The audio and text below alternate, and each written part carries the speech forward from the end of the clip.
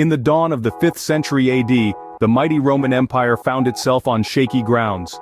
A once unshakable force, the empire was now riddled with political instability and internal strife. The golden eagle, Rome's symbol of power and unity, was beginning to lose its sheen. The empire's cracks were not just internal. From outside its borders, pressure was mounting. The Visigoths, a Germanic tribe led by the ambitious King Alaric, were knocking at the gates. Alaric, once a commander in the Roman army, was now a formidable adversary. Back in Rome, Emperor Honorius was seated on a precarious throne.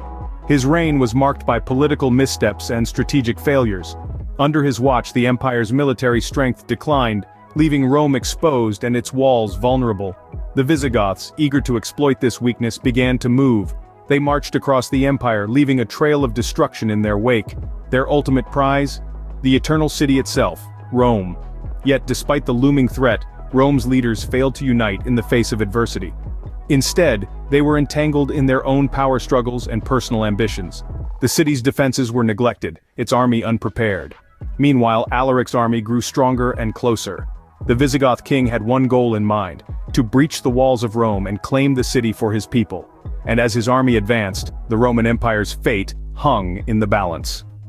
As Rome's walls trembled under the threat of invasion, a storm was brewing on the horizon.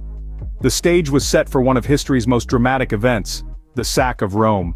The mighty empire, once the beacon of civilization, was on the brink of a catastrophic downfall. The question remained: would Rome stand or crumble under the weight of its own greatness and the relentless onslaught of the Visigoths? The answer was soon to be revealed in the pages of history. The unthinkable became reality. The walls of Rome, once thought invincible, came under siege. The Visigoths, a force to be reckoned with, led by the formidable King Alaric, surrounded the Eternal City. Their tactics were methodical, calculated, and relentless. They cut off the city's supply lines, choking off any hope of relief. The Romans, once the masters of warfare, found themselves on the defensive, desperately trying to withstand the onslaught. Imagine the scene: the Roman legions, their armor glinting in the Italian sun, lined up along the towering city walls. The Visigoths, a seemingly endless sea of warriors, their faces hardened by the promise of conquest. The tension hung in the air, as heavy as the Roman stone. Then came the fateful day when the city's defenses finally crumbled. The Visigoths, with their battering rams and siege towers, breached the city walls. The Romans put up a brave fight, their swords clashing against the invaders. But the tide of battle had turned against them. The city that had stood for centuries, the heart of an empire, was now open to the enemy.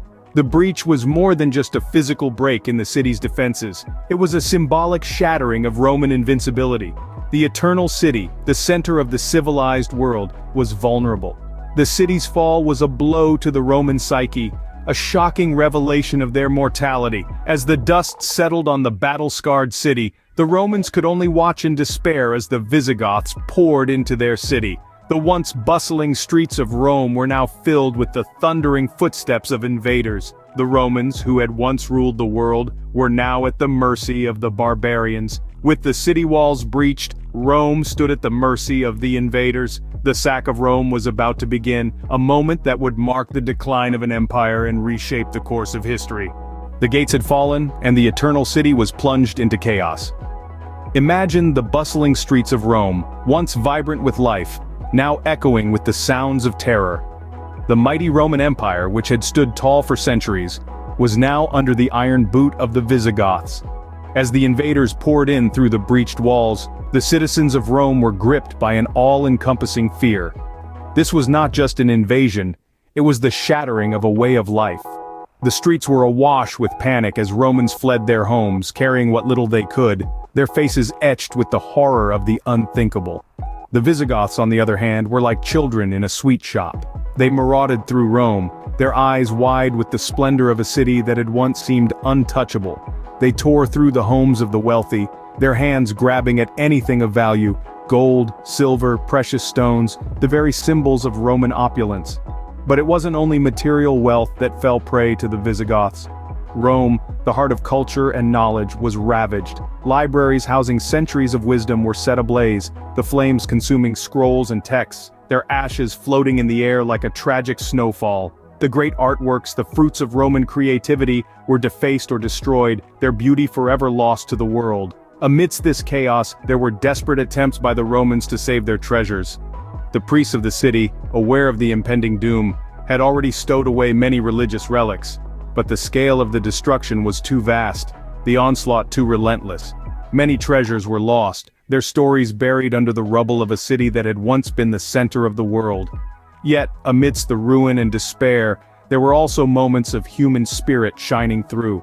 Stories of Romans banding together, defending their homes, protecting their families, stories of sacrifice and bravery, of a people refusing to bow down even in the face of overwhelming odds.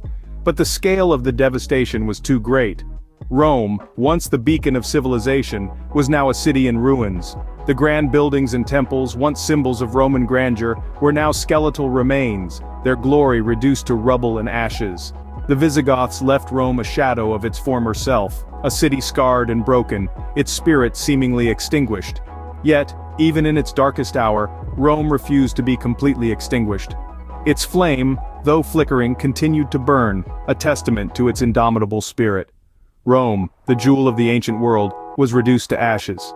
But like a phoenix, it would rise again, forever a symbol of resilience and endurance. The sack of Rome marked a turning point in the pages of history. This cataclysmic event was not just a military defeat, but a cultural and political earthquake that sent shockwaves across the known world. It marked the decline of the Western Roman Empire, a powerhouse of art, law, science, and philosophy that had dominated for centuries. The aftermath of the sack was felt far beyond the city's walls. The Visigoths' success emboldened other barbarian tribes, exposing the cracks in Rome's once invincible armor. Seeing the eternal city brought to its knees, many questioned the empire's ability to protect its citizens, leading to a loss of faith in the imperial system. The sack also marked a shift in power dynamics. The Visigoths, once seen as mere barbarians, were now a force to be reckoned with. Their victory over Rome established them as a significant player in European politics, reshaping the political landscape of the continent. Yet, despite the destruction, the sack of Rome was not the end. It was a beginning. The fall of the Western Roman Empire gave birth to the Middle Ages, a period of great change and development. The remnants of Roman culture were woven into the tapestry of medieval Europe, influencing everything from architecture to law, from language to religion. Moreover, the sack of Rome sparked a re-evaluation of the Roman Empire's values and practices. The event was seen by some as divine punishment for Rome's decadence and moral decay, leading to deep introspection and paving the way for the rise of Christianity. But perhaps the most significant impact of the sack was the transformation of Rome itself.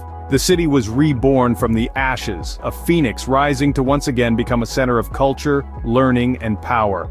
In conclusion, the sack of Rome was more than a moment of destruction. It was a catalyst for change, a turning point that reshaped the course of European history. The echoes of Rome's fall still resonate in our world today. The ruins of ancient Rome stand as a stark reminder of a once mighty civilization. Its fall, marked by the sack of Rome, echoes through the centuries, influencing art, literature, and culture even today. The event has been immortalized in countless works, from the tragic poems of ancient scribes mourning the loss of their beloved city, to the grand paintings of the Renaissance, capturing the drama and devastation with vivid strokes of color. In modern times, the sack of Rome has been reinterpreted through the lens of history. It serves as a cautionary tale of the consequences of internal strife and complacency, a lesson on the impermanence of even the greatest of empires. The ruins, the art, the literature, they all bear testimony to the enduring legacy of this event, forever etched in the annals of time. The sack of Rome, a pivotal moment that reshaped the landscape of the ancient world and left a lasting imprint on history.